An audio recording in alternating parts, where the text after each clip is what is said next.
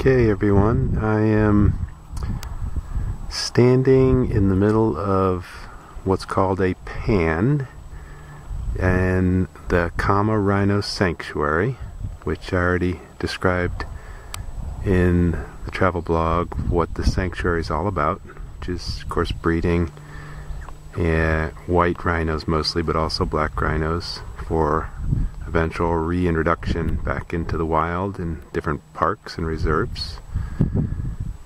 But the centerpiece of this sanctuary is this pan that I'm standing in, and a pan is what they use to describe kind of a low-lying depression, if you will, that will collect water during the rainy season, so it becomes basically a big wet meadow, marsh, possibly even a lake when it's really wet.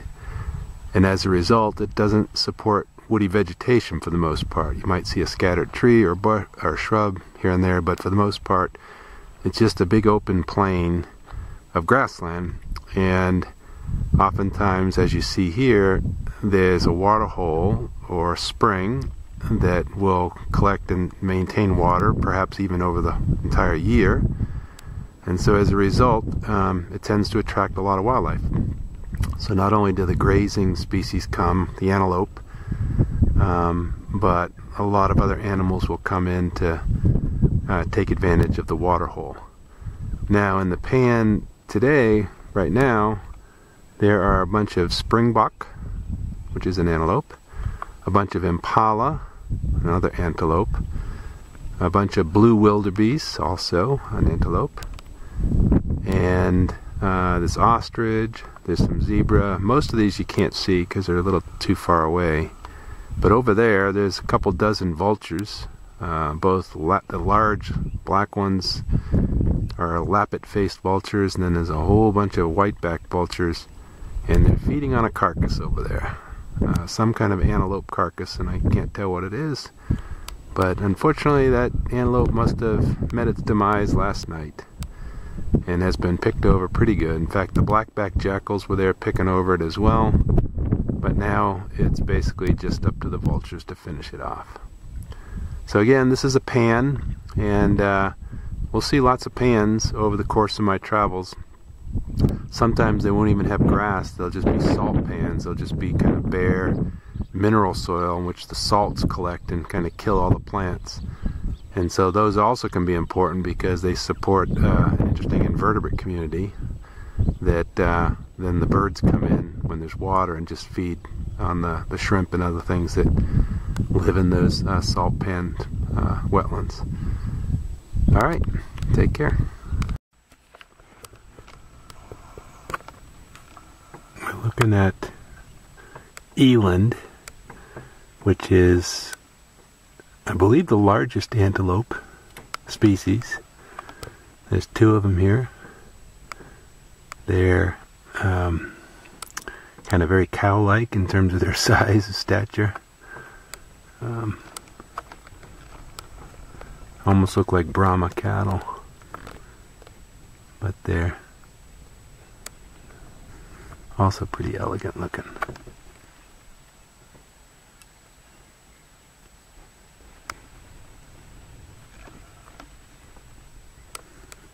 You see the big hump on the back, and what's called the dewlap, which is that big patch of skin hair that hangs down below the neck.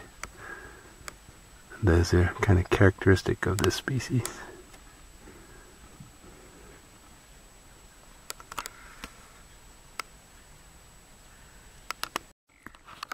I'm here in the Khama Rhino Sanctuary, searching for rhinos, and been at it for about maybe 4 hours driving the roads, and I've had no luck in finding an actual rhino. But what I have found is several of these rhino dung middens, and that's what we're looking at here. And this is basically where the bulls will come and defecate and urinate and scratch with their hind legs the dirt over it, and they'll do it over and over and over again to kind of mark their territories. And so I've seen several of these big dung middens, but no rhinos yet. But these dung middens tell me they're here, so it's just a matter of time before I hopefully see them. Alright, bye. Okay, looking at more dung middens. Here's one. Turning around. There's one. Just to give you a sense of scale. Basically, I've passed about 10 of these huge dung middens in the last 300 or 400 meters. So there are definitely rhino in the area, but boy, they are eluding me. Alright, back to the search. So, watching this small family of warthogs foraging. There's Mama. And there's Baby. And there's Daddy. And I don't know if you can see it, but Daddy's down on his wrists so he can get his head lower to the ground to eat. A little hard to see with the brush.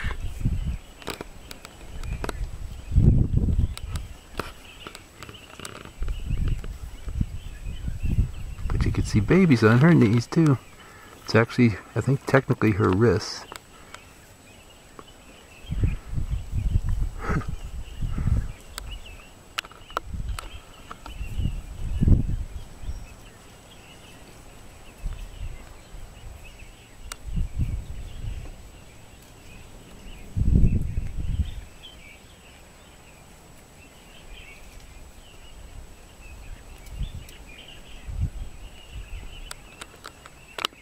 And actually, I think maybe another female.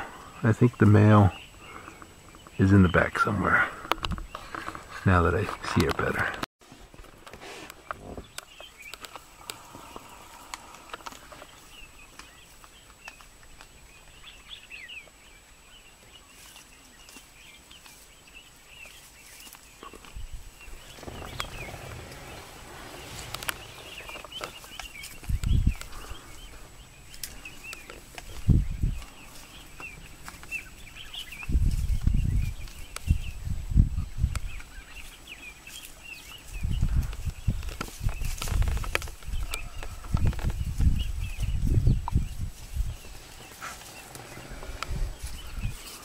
I think Baby's gonna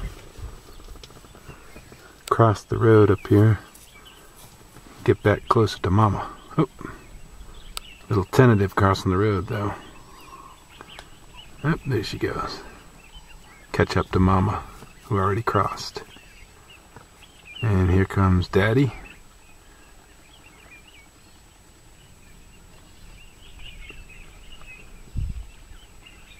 And here comes his other wife, his second wife. And they're off.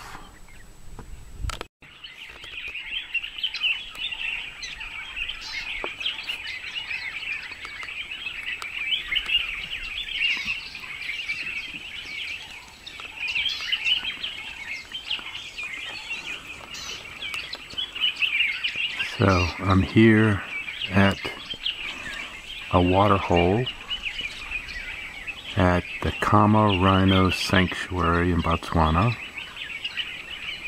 and I'm in a bird hide or a blind where the animals mostly can't see me, but I can see them.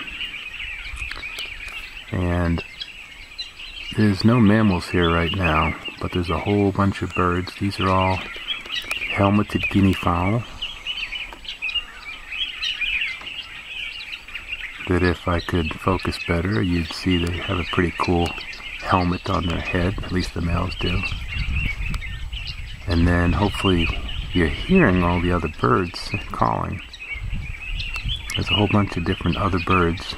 They're kind of small, you won't be able to see them in here, but red-eyed bulbuls, gray go-away birds, a whole bunch of different turtle doves.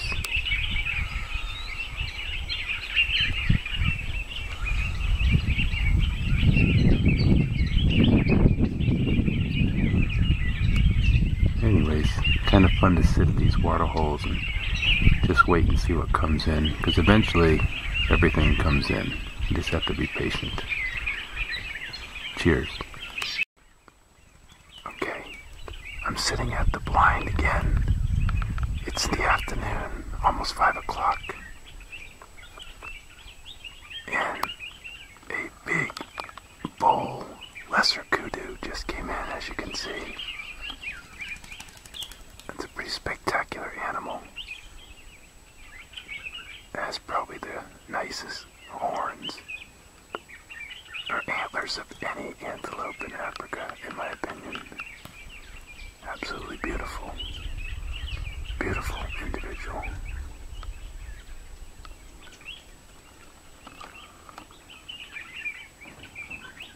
A lesser kudu.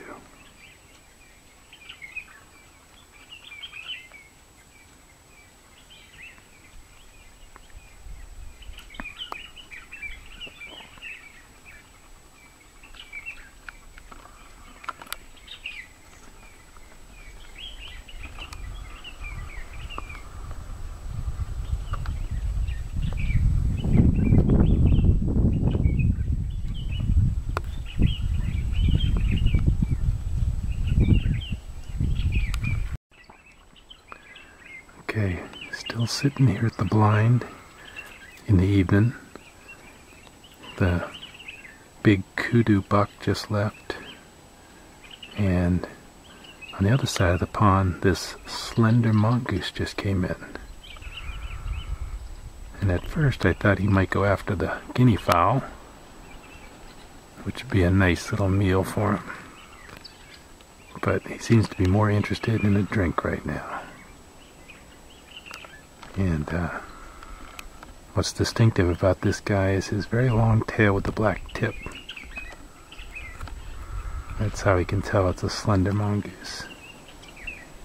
These guys are usually by themselves, or sometimes a pair, but they don't run around in big groups like some of the other mongoose species, like the dwarf mongoose and the banded mongoose. Alright, see you later, buddy. Okay, I'm back at the blind again. It's a little after 5 p.m. and look who showed up. Mr. White Rhino. Or a better name would be the square-lipped rhino. He's got that squared-off lip. He's got a pronounced hump on his back above his shoulders, and he has kind of pointy ears, and he's big. That distinguishes him from the black rhino.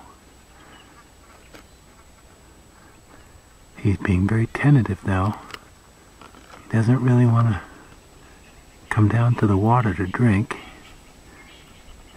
I don't know if he notices my presence or what. He certainly doesn't need to be afraid of anything. There's nothing out here that could kill him other than a human with a gun. And you would hope in the sanctuary he feels safe from hunting. But perhaps it's one of those long-term memories that the species has, that they've been persecuted for so long that they're just always wary. Anyways, I'm going to stop recording.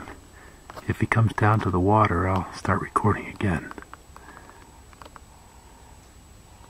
But this is the highlight of coming to the Rhino Sanctuary. So after a full day's effort, I was rewarded. Okay, it looks like he's maybe gonna come down for a drink. Yeah. Awesome. Look at that. That is something.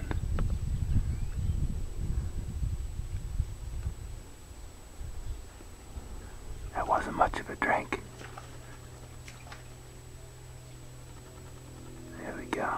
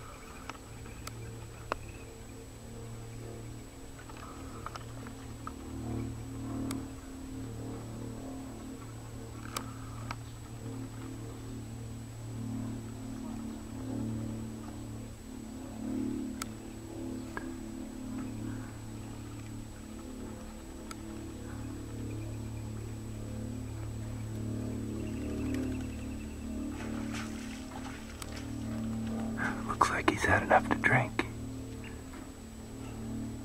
And there's some people coming into the hide who are making a little bit of noise, and I wonder if they're scaring him off. But by the time they get up here, he's going to be gone. And they will have just missed this incredible sighting.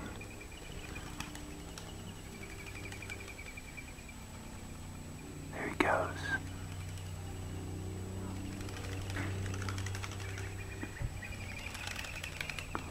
See you later, bud.